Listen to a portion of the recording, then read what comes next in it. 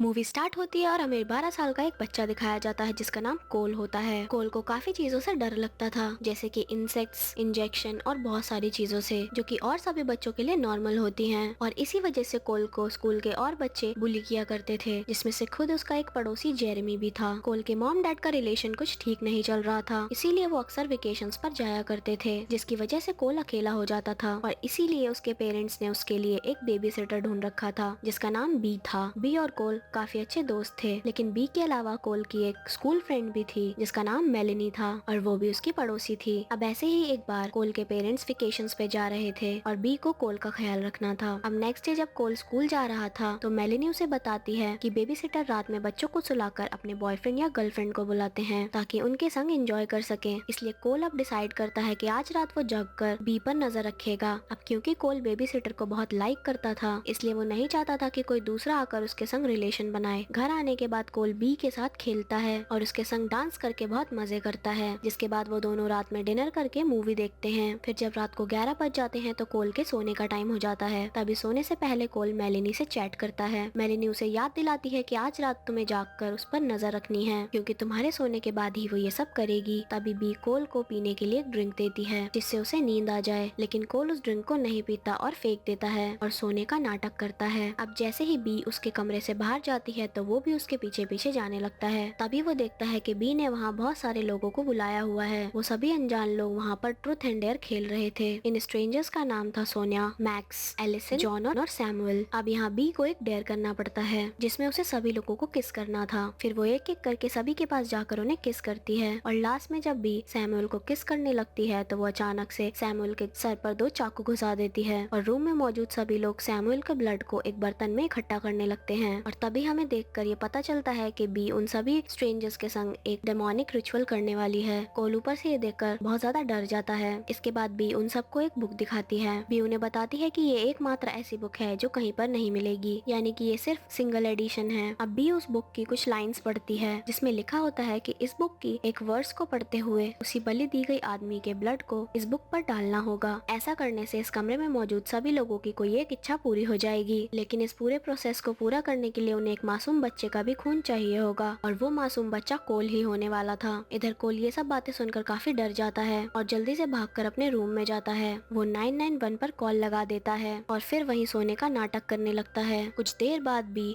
उन लोगों के संग वहाँ आती है और एक इंजेक्शन के जरिए कोल का कुछ ब्लड ले लेती है। कोल सिरिंज से काफी डर रहा होता है, लेकिन फिर भी वो उन लोगों के सामने सोने की एक्टिंग करता है। दरअसल बी ने कोल की ड्रिंक में कुछ दवाई मिला दी थी ताकि कोल काफी देर के लिए सो जाए, लेकिन क्योंकि कोल ने ड्रिंक पिया ही नहीं था इसीलिए वो अभी जाग रहा होता है। अब ब्लड लेने के बाद बी सब लोगों के संग नीचे चली जाती है, जिसके बाद कोल वहाँ से भागने का प्लान बनाता है। कोल बहुत सारी बेडशीट को एक दूसरे से बांधकर विंडो से नीचे लटका देता है, लेकिन उसके भागने से पहले ही वहाँ पर बी आ जाती है। अब कोल का ब्लड निकलने की वजह से वो वहीं पर बेहोश हो जाता है। फिर जब कोल की आंखें खुलती हैं तो वो खुद को एक चेयर में बंधा हुआ पाता है जहाँ उसके सामने बी और वो सारे लोग होते हैं। कोल उन सबको देखकर अनजान बनने की कोशिश करता है कि जैसे उसे कुछ भी नहीं पता है, जिसके बाद बी कोल को बताती है कि वो उसके साथ क्या करने वाली है। पर तभी वहाँ पर पुलिस आ जाती है, लेकिन तभी उनमें से एक आदमी पुलिस वाले को मार देता है और वो लोग मिलकर दूसरे पुलिस को भी मार डालते हैं। लेकिन इसी हाथापाई में पुलिस की एक गोली एलिसन को लग जाती है, जिसकी वजह से वो मर जाती है। अब दोनों पुलिस वाले मर गए थे और उनके वॉकी टॉकी पर बैकअप के लिए मैसेजेस आ रहे थे, और इसका रिप्लाई सिर्फ पुलिस कोड की मदद से ही किया जा सकता था, और उन कोड्स के बारे में सिर्फ कोल ही जानता था। फिर भी कोल को धमकाती है और उससे वो कोड्स ले लेती है। फिर मैक्स उस वॉकी टॉकी से ये मैसेज पहुंचाता है कि यहाँ पर सब ठीक है। इसी सब के बीच कोल अपनी रस्सी काटकर वापस से भागकर अपने रूम में चला जाता है और जॉन उसका पीछा करने लगता है। पर तभी उसका पैर एक टॉय पे पड़कर स्लिप हो जाता है और उसका सर एक नुकीली चीज से टकरा जाता है और वो भी वहीं पर मर जाता है। अब कोल रूम में आकर उन्हीं कपड़ों की हेल्प से नीचे जाने लगता है। तभी मैक्स उसे पकड़ने के लिए आ जाता है, लेकिन कोल कूदकर विंडो से नीचे उतर जाता है। नीचे आने के बाद कोल अपने घर के नीचे वाले बेसमेंट में आकर छिप जाता है जहाँ पर बहुत सारे इंसेक्ट्स होते हैं, पर कोल यहाँ पर भी अपने डर पर कंट्रोल कर लेता है। सोनिया कोल को ढूंढते हुए वहाँ पहुँच जाती है और बेसमेंट में उसे ढूंढने लगती है। तभी कोल उसकी तरफ एक रॉकेट छोड़ देता है, लेकिन सोनिया किसी तरह उस रॉकेट से बच जाती है। कोल बड़ी चालाकी से सोनिया को वहाँ पर लॉक कर देता है और उस पर बग स्प्रे छिड़क देता है। अब आग और उस पेस्टिसाइड के मिलने से वहाँ पर एक बहुत बड़ा ब्लास्ट होता है, जिसके बाद सोनिया भी अब बुरी तरह से मारी जाती है। ब्लास्ट की आवाज सुनकर मैक्स वहाँ आ जाता है और वो उसका गला दबाकर उसे मारने की कोशिश करता है, पर तभी कोई उसके घर के ऊपर अंडे फेंकने लगता है। मैक्स उसे पूछता है कि ये कौन है जो तुम्हारे तुम्हारे घर पर अंडे फेंक रहा है। कोल उसे बताता है कि वो उसका स्कूल फ्रेंड जेरेमी है, जो उसे बुली करने के लिए उसके घर पर रोज अंडे फेंकता है। मैक्स कोल से कहता है कि तुम्हें इससे लड़ना होगा, नहीं तो ये हमेशा तुम्हें सताता रहेगा। ये सुनकर कोल जेरेमी से लड़ने के लिए उसके पास जाता है, पर जेरेमी उसे पीट कर वहाँ से चला जाता है। कोल को हारा हुआ देखकर मैक्स उसके पास जाता है और उसे जान से मारने का प्लान करता है। ये सब देखकर कोल डर कर एक ट्री हाउस पर चढ़ जाता है और मैक्स भी उसके पीछे आने लगता है। तभी वो दोनों ट्री हाउस से नीचे कूद जाते हैं, पर इसी बीच एक रस्सी मैक्स के गले में फंस जाती है, जिससे उसे फांसी लग जाती है और वो वहीं मर जाता है। तभी बी उस पर शॉटगन से गोली चलाने लगती है। कोल वहाँ से भागता हुआ अपने पड़ोसी मेलेनी के घर पहुँचता है। वहाँ जाकर वो उससे तुरंत पुलिस को कॉल करने के लिए कहता है। तभी वहाँ बी भी आ जाती है, जो कोल को हर तरफ ढूंढने लगती है। कोल और मेलेनी बी से बचकर एक जगह छिप जाते हैं। यहाँ कोल मेलेनी को अपने दिल की बात बताता है। मेलेनी भी कोल को लाइक करती थी, इसलिए कोल उसे बचाने के लिए वहाँ से बाहर चला जाता है। बाहर जाकर कोल बी से चिल्लाकर कहता है कि मैं यहाँ हूँ, और ये बोलते हुए कोल वहाँ से भागते हुए अपने घर आ जाता है। घर के अंदर कोल को एलिसन मरी हुई दिखाई देती है। साथ ही उसे टेबल पर वो रिचुअल बुक भी मिल जाती है, जिसे लेकर कोल उसे पढ़ने लगता है। तभी एलिसन अचानक से उठ जाती है और कोल पर हमला करने लगती है। कोल किचन में रखे हुए चाकू को ढूंढने लगता है, लेकिन वो चाकू तो एलिसन के पास थे। अब एलिसन कोल को मारने के लिए आगे बढ़ती है, पर वैसे ही वहाँ बी आकर उसके सिर को गन से उड़ा देती है। अब बी कोल को पकड़ने के लिए उसकी तरफ बढ़ने लगती है, लेकिन कोल बी की रिचुअल बुक को उठाकर उसे जला डालने की धमकी देता है। क्योंकि एक इकलौती बुक थी, इसलिए बी कोल को ना मारने के लिए राजी हो जाती है। कोल बी से पूछता है कि तुम मुझे क्यों मारना चाहती हो। बी उसे बताती है कि उसने रिचुअल के समय शैतान को एक बच्चे की बलि देने का वादा किया है, जिसके बदले में उसे वो सब मिलेगा जो उसे चाहिए। यहाँ हमें ये भी पता चलता है कि बी ने इस रिचुअल को पहले भी कई बार किया हुआ है और कोल पहला इनोसेंट बच्चा नहीं है जिसको बी ने इस रिचुअल में फंसाया है। बी उससे कहती है कि अगर तुम पुलिस को बुलाकर उनसे ये कहो कि बाकी लोग कातिल थे और बी सिर्फ उसे बचाने में मदद कर रही थी, तो मैं तुम्हें जिंदा छोड़कर इस शहर से चली जाऊंगी। पर कोल गुस्से में उस बुक में आग लगा देता है। बी उस आग को बुझाने की बहुत कोशिश करती है और कोल वहाँ से बाहर आ जाता है। बाहर आकर कोल मेलेनी के फादर की गाड़ी चुराकर उसे सीधा अपने घर में ठोक देता है, जिससे बी गाड़ी के नीचे दब जाती है और बी के ना चाहते हुए भी वो बुरी तरह से मारी जाती है। कुछ देर बाद यहाँ पर कोल के पेरेंट्स और पुलिस भी आ जाती है, जिसके बाद यहाँ पर सब कुछ नॉर्मल हो जाता है। कोल और मेलेनी साथ मिलकर काफी खुश होते हैं। साथ ही कोल ने अब अपने डर पर भी काबू पा लिया था, इसीलिए अब उसे किसी भी बेबी सिटर की जरूरत नहीं है। इसके बाद हम एक फायर फाइटर को देखते हैं, जो कोल के घर के अंदर चेक करने आया होता है। तभी हम देखते हैं कि बी कार के नीचे नहीं होती है और पीछे से आकर अचानक से वो उस फायर फाइटर पर अटैक कर देती है, जिससे हमें पता चलता है कि बी अभी जिंदा है। और ये मूवी यहीं पर एंड हो जाती है। Thank you for watching.